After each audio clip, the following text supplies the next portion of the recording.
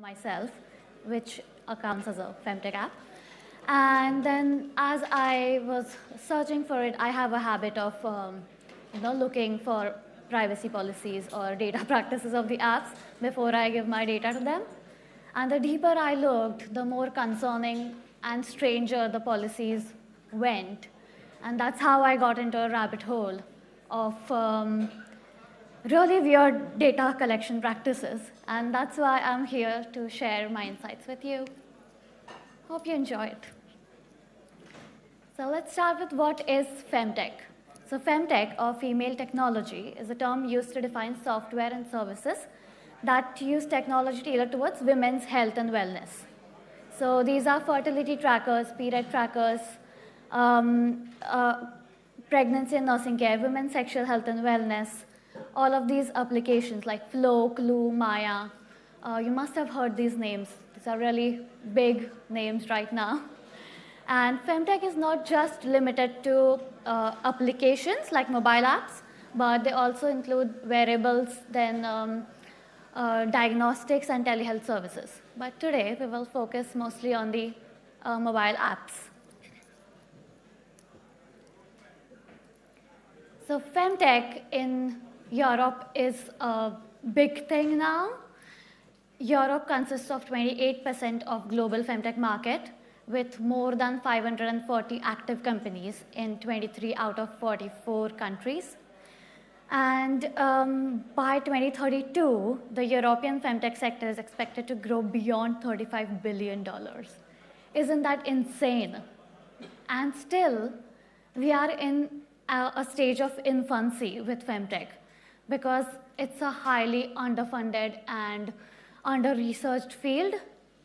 Even if it's growing in terms of money, we still lack a lot of data collection and regulation around it.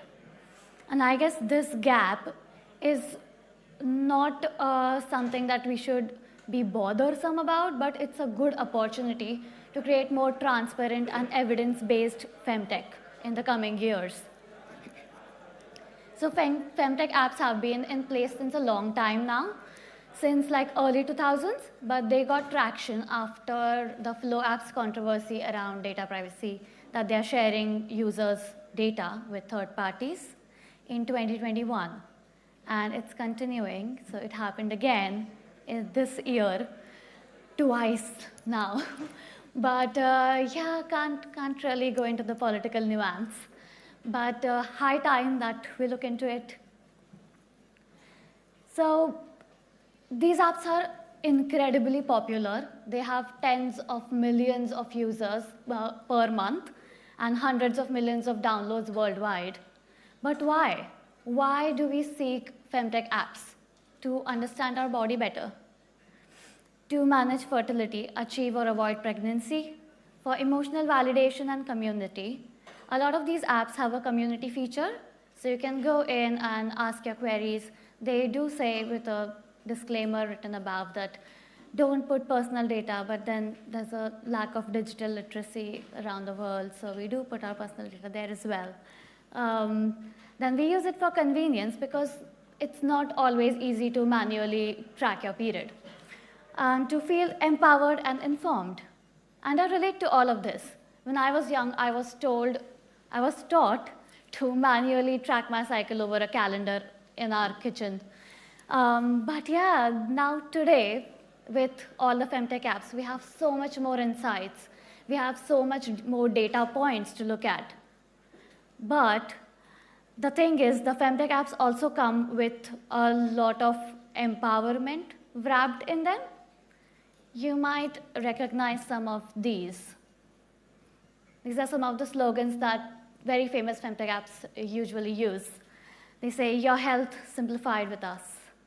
The birth control app your friends won't stop talking about. My favorite is all natural birth control powered by your body's signals. Does it sound empowering to you? Does it? Well, it's just not the slogans. Empowerment comes wrapped in aesthetics as well. And these are the ones that they deliberately use.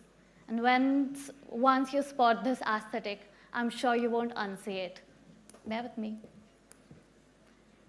Can you see all these apps? These are the most famous apps. So if you go on Google App Store or your Apple App Store and just type Femtech or period tracker, these are the ones that you get on the top of your list.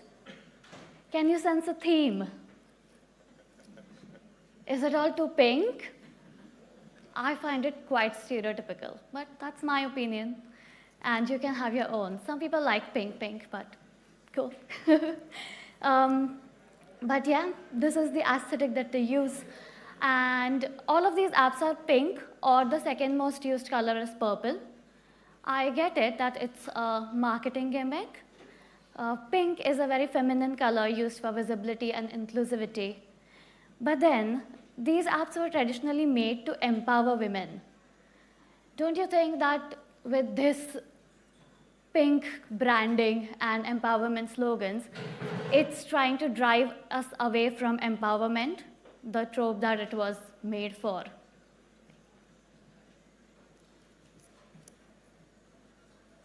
So what is beyond the pink? Have you heard about pink tax? So pink tax is usually associated with everyday products like razors, deodorants, shampoos, lotions, which women pay much more for because it's pink in color. And it's not really associated with Femtech usually, but then with AI-powered insights and premium versions of these apps, I think pink tax has found its way into Femtech as well. And it's not just money. It is more about we pay in terms of privacy and data exploitation. Isn't that pink tax as well? So behind these friendly colors, empowerment slogans, there lies a complex ecosystem of data, algorithms, and sometimes invisible risks. Let's get more into some technicalities. So these are some of the data collection practices that Femtech apps use currently. So whenever you download any kind of app, it always takes your device data, which I'm fine with. It takes your behavioral metadata, which is, again, general data. All of the apps do that, all right, good. But then, when it comes to Femtech, they ask you to log into the app. So there goes your name, email, contact information. Most of the apps now have premium features. So there goes payment information as well. A lot of them collect location data for some reason, which I find a bit unnecessary, but they do. And yeah, so all of this is personally identifiable information, or PII. What goes unnoticed with Femtech is, apart from this information, there's more personal and intimate information that these apps are collecting. So there goes our menstrual cycle data, so period dates, irregularities, then flow intensity, ovulation test results, pregnancy tracking, conception date, due date, menopause symptoms, then birth control, then we have sexual health data. So Femtech apps not only take your data, but indirectly they are taking the data of your sexual partner as well. Mental health and emotional well-being, they have really good mood logging features, which are insightful, but then all of this information, when clubbed together, it creates more of a digital profile. And even if it's not coming from just one app, if the information about you is coming from other third parties, it is a whole profile of a person.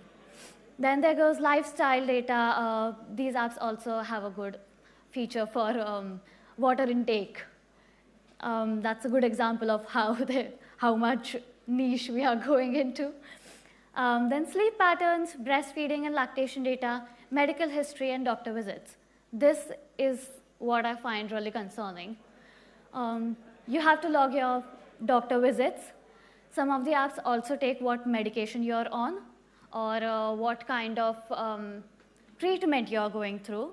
So you can log your diagnosis as well, which is really concerning. It comes with a disclaimer that when they try to provide AI-powered health insights, they say that you should not trust these and you should seek help from a medical practitioner.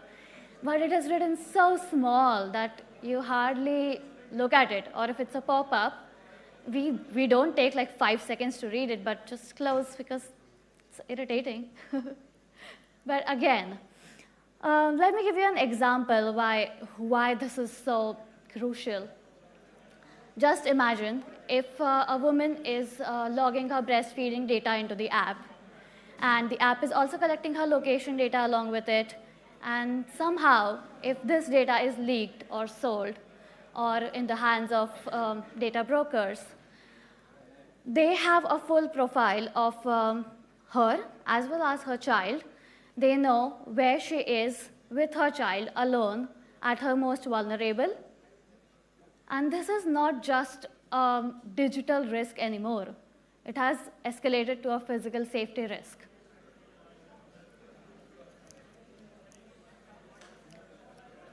That invites us to looking at the privacy policies of these apps.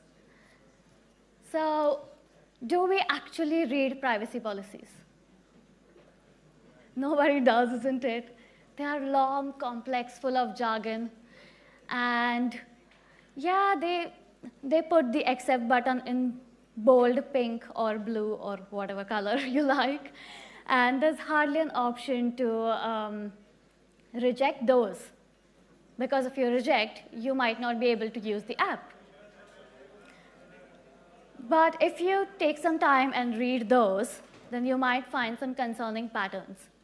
So in 2022, Mozilla did a study on all these Femtech apps and their privacy policies, and they rated them from a level of creepiness, like most creepy to the least creepy. And kid you not, the most famous apps right now are the most creepiest. And I thought it is still like 2022, it's fine. So I thought I'll do a review myself after 3 years. It might be better. But no, it was not at all any better. So this is what I found. So there's ambiguity in language. They use terms like, we may share your data with trusted partners, or your data is used to improve our services. It sounds really harmless, but it's kind of vague. Who are these trusted partners, or what kind of data are you using to improve what services? We don't know. I read one of these privacy policies, and it said, we do not sell your data. And just 3 lines below that, it said that we use your data for marketing and research purposes. Doesn't it mean it's still getting monetized somehow? Then there are difficult opt-out options. So if you go, of course, now because of GDPR and everything, these apps need to provide user control deletion. So if you go in any of these apps, it is so difficult to opt out of any kind of tracking or delete your data. I think this is one thing that the app should do easily, isn't it? We anyways don't read the whole privacy policy. Let us find the settings clearly, at least, I would say. There is third-party involvement, of course. So a lot of these apps let you sync your device with your partner's device, and a lot of with variables as well, like Fitbit. And they also have this integration with other apps, like your inbuilt mobile apps. So with all of this said, it feels really nice that you can integrate, and it's good, everyone can have visibility and everything. But if you read the privacy policies with them, there's so much lack of responsibility. So the Femtech app might say that you're free to integrate data, but we don't have responsibility of the data that goes outside our app. And then if you read the privacy policy for any variable, they say we get our data from third party and we are not responsible how they track it or how we get it. Then who do we complain to? In terms of regulation around EU, it's still good, but we don't have one single regulatory body for Femtech. Right now, we have got 3 which align a bit with Femtech. So there's MDR, which is the Medical Devices Regulation, which determines when a Femtech app counts as a medical device. It should meet all the safety regulations and testing standards. Then there is Digital Services Act, which is more reactive than proactive, by which I mean that if you complain, only then they act on it. Otherwise, it's just guidelines. So it addresses platform transparency, targeted advertising, and accountability. This is more for influencers and how you market the app. And of course, there's GDPR. So it governs how sensitive health data is processed, stored, and shared. We have upcoming EU regulations, the EHDS and Digital Fairness Act, which I think we should keep an eye on how it aligns. But I still think that because it's so fragmented, and given that Femtech industry is growing so much, we need a regulation for it, or at least we need MDR to act on it. So let's talk a bit more about MDR. So medical regulations works only when a company labels themselves as a medical device. So most of these apps label themselves as wellness or health and fitness, and that's how they bypass the MDR. But again, in MDR, it states that if your device or your app, it is used to diagnose or predict reproduction or fertility, things like that, it should be termed as a medical device. But however, it is not. And that's a big gap there. So that's how they bypass all the safety testing and oversight. What do you think a privacy-first future would look like in terms of Femtech? So have you heard about data anonymization? I bet everyone has, isn't it? So that's just the basic thing you need to do according to GDPR and everything. But again, research has shown us over and again that we can still get back to the original data even if we anonymize data now. And none of the Femtech apps have gone beyond data anonymization, really. So there's another thing called differential privacy, which means that you can add noise to your data. That's how you kind of anonymize it. And it's an advanced technique for data anonymization, I would say. So you cannot trace back to your data. So it's time that we use better functionality or better measures in these terms, I guess. A lot of these apps use, of course, I guess, cloud backups because it's easy. But then again, with cloud storage, it anyways comes with a lot of its own vulnerabilities. But then there's Apple's Health app that does on-device data processing, and that also asks the users if they want to back their data up or not, which is a fair deal, I think. Why would I want somebody to take a look at my data just so easily, just because I back it up myself? But if I know that I don't want to back this data up, then that feels empowering to me. That feels that I am in control. So yeah, but there's, again, it's just the Apple Health app doing the on-device processing and no default backups. It's not a norm yet. User control deletion, as I said earlier, those settings are really deep into the app and really difficult to find. And again, what's the guarantee that the data is collected wisely, and what's the guarantee that even if I delete my data from the app, it's actually being deleted? You know, when the 2021 Flow app controversy happened, a lot of women deleted the app completely, but that does not mean, right, that the data is being deleted. It's just the app. But again, there's so much lack of digital literacy around that we think if I don't use the app anymore, I'm safe. Then encrypted data sinks. This is really something that I was shocked to know.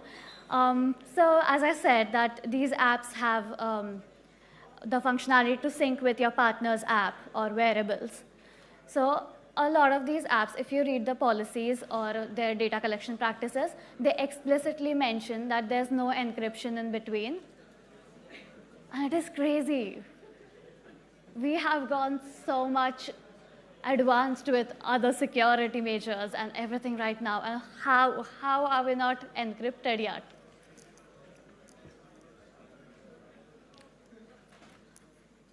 I think when we talk about data breaches, we just talk about monetary losses or reputational loss.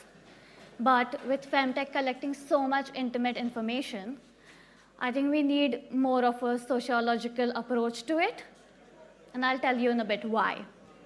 So if we look at it as a threat model, I think the focus areas would be assets. So the personal or intimate health data, then there is behavioral metadata, user identities, shared privacy, user-generated content, of course. There are threat actors that are not just developers, advertisers, but then there are employers, governments, abusive partners as well. Just for an example, if an employee's data is breached from her Femtech app, it might firstly, it might lead to a lot of stigmatization. But again, if everyone in the company knows, and suddenly her manager passes her over for a promotion, isn't it workplace discrimination? If they know that she's trying to conceive or anything like that, isn't it crazy? That's an extreme example, I get it, but still could happen. So that's why I say employers, governments, abusive partners and communities, stalkers, cyber criminals are all threat actors. In a lot of societies or a lot of countries right now, menstruation as a topic is a taboo, and not a lot of people talk about it openly. And that's where if somebody is using a Femtech app and someone finds out that they are trying to conceive or they have a missed period, it can cause a lot of social riot, I would say. Also, in terms of government and prosecution, even the countries with really stringent abortion laws, this could go haywire, absolutely. Because you see, even if a missed period or even if you don't log for a bit in the app, they can use the app's data to prosecute someone. Then attack vectors, of course, dark patterns, SDKs. GPS is really a big one. I still don't get why do we need location data for this. APIs, coercion and surveillance, inferred disclosures, and legal loopholes.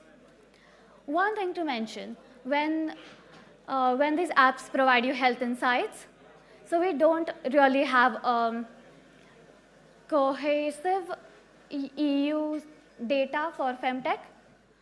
It's just, you know, a limited amount of database coming from US because it's all started in the US. But then we need a location-based or a more comprehensive database, I guess, to work more into it to give health advice. But then all of these apps assume a lot about your gender, emotions, and that's how the health advice goes. I guess that's what I mean by inferred disclosures, that they just conclude from generic assumptions. There are critical gaps, as we spoke about, weak and manipulative consent mechanisms, lack of data minimization, absence of collective privacy safeguards. By collective privacy, I mean not just the user, the logged-in user's privacy, but also the privacy of their child or their partner, because we are indirectly giving all that data as well. Algorithmic bias and lack of transparency. Psychological harms is something we always miss out on. Over-reliance on flawed AI, because they do say it's still health insights, not health advice, but in terms of emergency, we take it as health advice. There have been a lot of comments on these apps' social media posts as well, that the app is so good that it told me about my health condition before my doctor did. which is just crazy.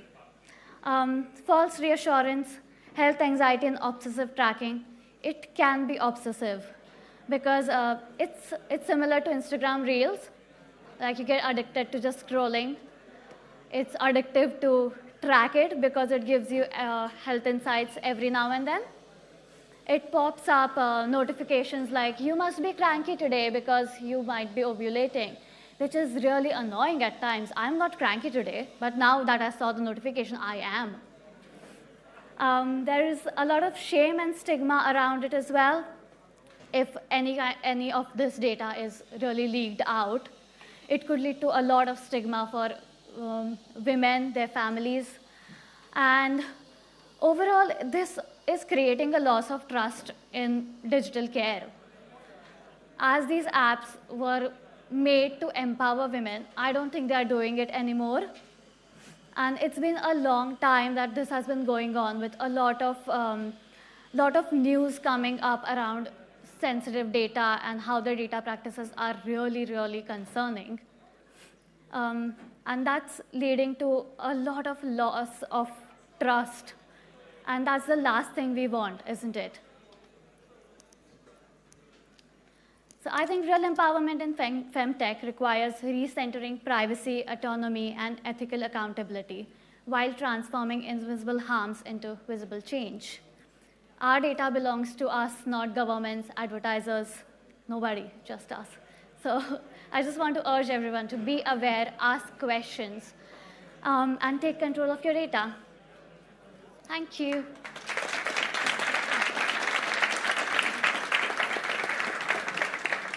Do we have time for questions? We have about 2 minutes for questions. So does anybody have a question?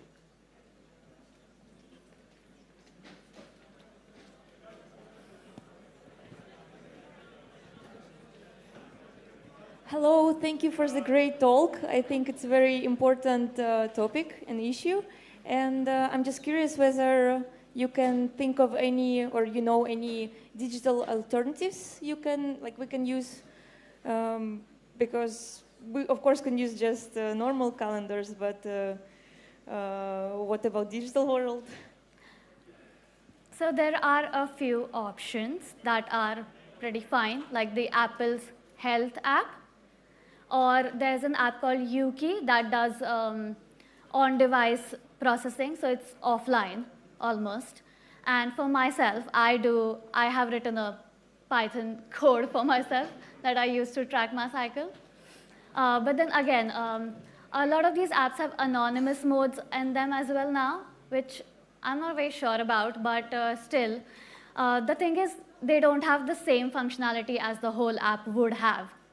But then it's still better to be anonymous somehow, I guess. But best way if you can write a code for yourself. All